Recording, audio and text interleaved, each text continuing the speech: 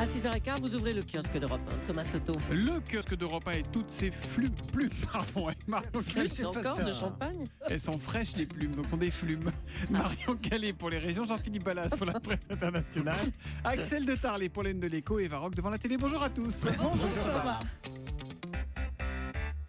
On commence par vos quotidiens nationaux. L'homme du jour s'appelle Alain Juppé. Il lance la primaire à droite, titre Le Figaro. Alain Juppé qui sort un livre cette semaine et qui sera demain avec nous en direct de 7h à 9h. Il répondra notamment à vos questions. Alain Juppé qui pourtant ne figure pas sur la une de Direct Matin. Le Gratuit met en avant ceux qui, selon lui, vont faire 2016. Alors ils sont 7 à se partager la une. À votre avis, il y a qui parmi les 7 ? Allez. Axel de Tarlet ? Oui, ça c'est sûr. Hillary Nicolas Clinton. Sarkozy. Hillary Clinton, Nicolas Sarkozy, c'est bon. 2 points. Ouais. Le pape Cameron François. avec le Brexit. Non, monsieur. Didier Deschamps. Ah oui, Brice ouais, de l'Euro. Nice, parce qu'il y a Brice 3 qui Ah va oui, sortir. Jean Dujardin. Vous aviez aimé le Brice 2 ou pas ? J'en ai vu aucun. Même pas le 1. Il n'a pas existé. Il passe de 1 Eh à oui, 3. de C'est 1 à drôle. 3. Ah d'accord. Ouais. Oh, c'était un piège. Coquin. Rihanna et Tintin qui aura droit à sa rétrospective à Paris au mois de novembre. Tintin. Voilà.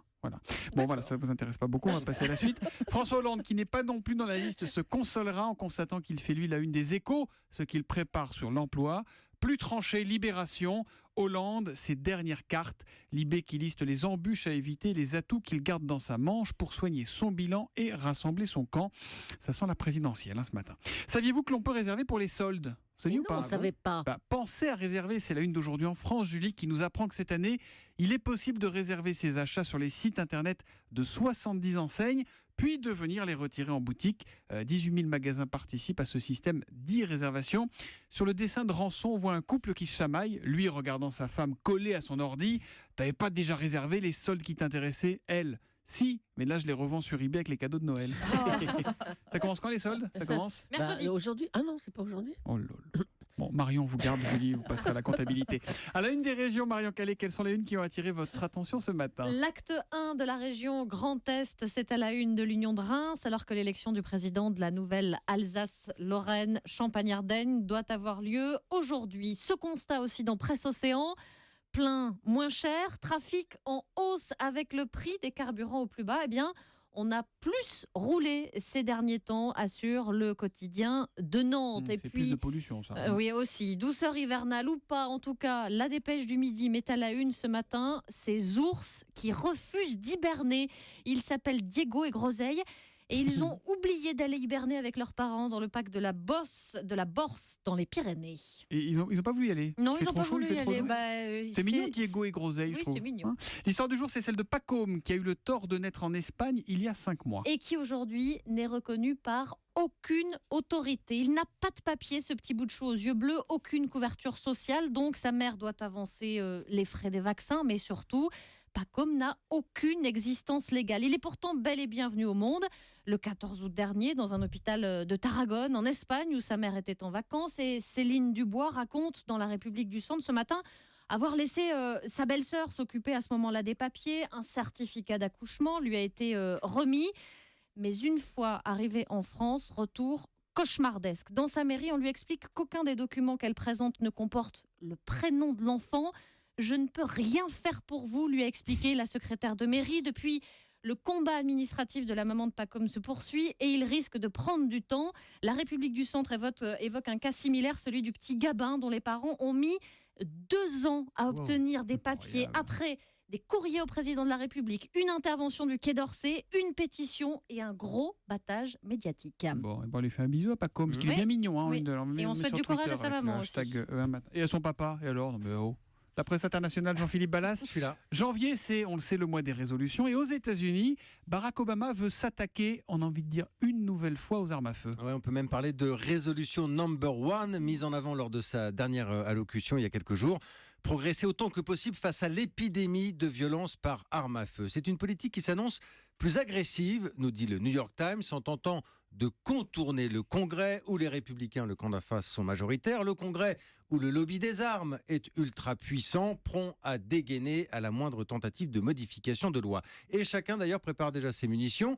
Ce président se comporte comme s'il était un roi ou un dictateur, c'est ce que dit un gouverneur. C'est une cohabitation là-bas, c'est ça. Exactement. Mais alors la salve la plus violente, je l'ai trouvée sur Fox News, la chaîne d'info, avec Judge Janine. C'est une éditorialiste, une juge, dit-elle, qui face caméra, sort l'artillerie lourde face à Obama.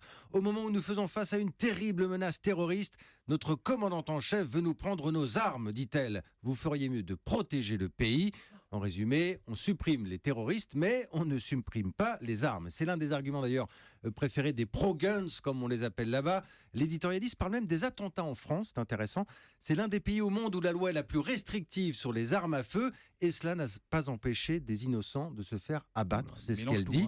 Voilà, mais c'est ce qu'on dit beaucoup aux États-Unis chez les défenseurs des armes à feu. Alors c'est une semaine qui s'annonce plutôt tendue pour Barack Obama, qui va faire le point dans quelques heures avec sa ministre de la Justice, dans un pays où chaque jour, rappelons-le, 90 personnes en moyenne meurent victimes des armes à feu.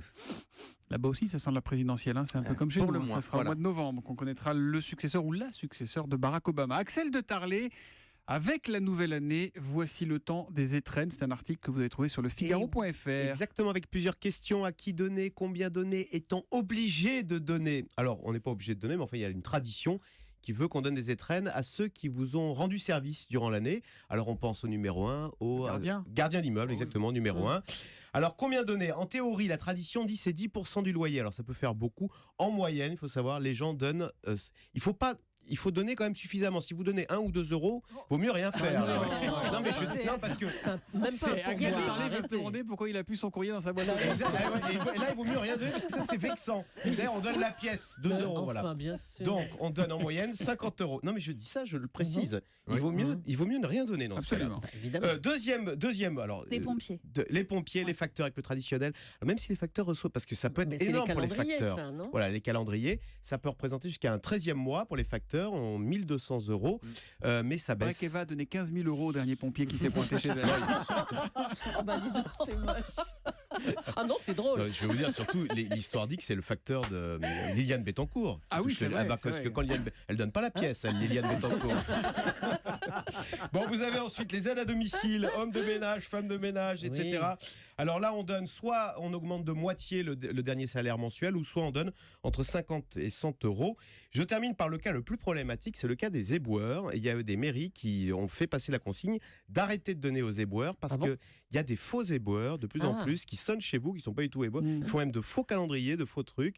Et donc, il y a des mairies qui en viennent à cette extrémité C'est dommage parce qu'ils méritent aussi les éboueurs. Ah oui. Voilà, alors il y a aussi d'autres gens qui disent en même temps, il ne faut pas forcément faire la charité, c'est un service qui est payé, donc il y a Les des radins, millions de on les chômeurs, appelle. etc. Voilà, Les bon. radins.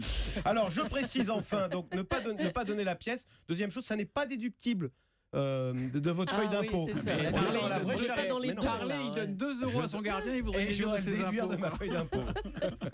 Bon, c'est donc à lire sur le site du Figaro, le Exactement. Figaro.fr.